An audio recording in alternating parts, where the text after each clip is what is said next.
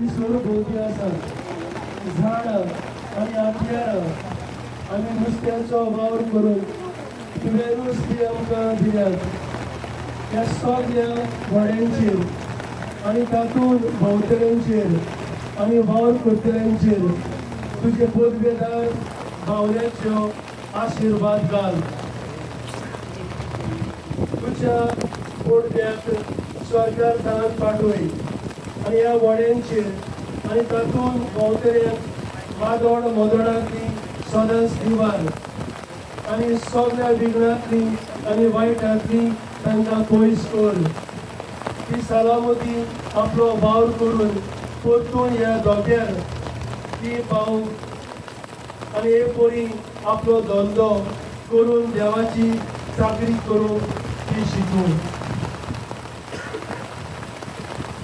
बाबा, ही नुस्तें मारपाची झाडां जी हांगासर आसात आनी आंतयारां तुवेंनूच ती आमच्या बाबा भयणीच्या हातान घातले.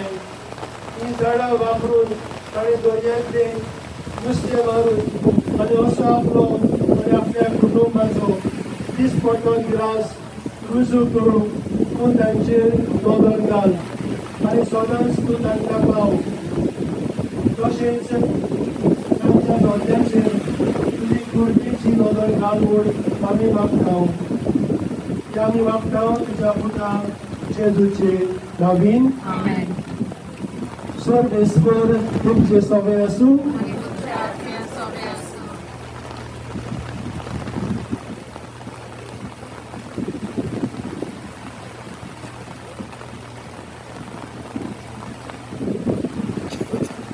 ईश्वर पदवेदार देव बाप आनी पुत्र आनी पवित्र आत्मो तुका समेस्तांचेर ह्या सान नदीचेर झाडां मारतल्या वस्तूंचेर आमा समेस्तांचेर आपलो आशिर्वाद घालूं.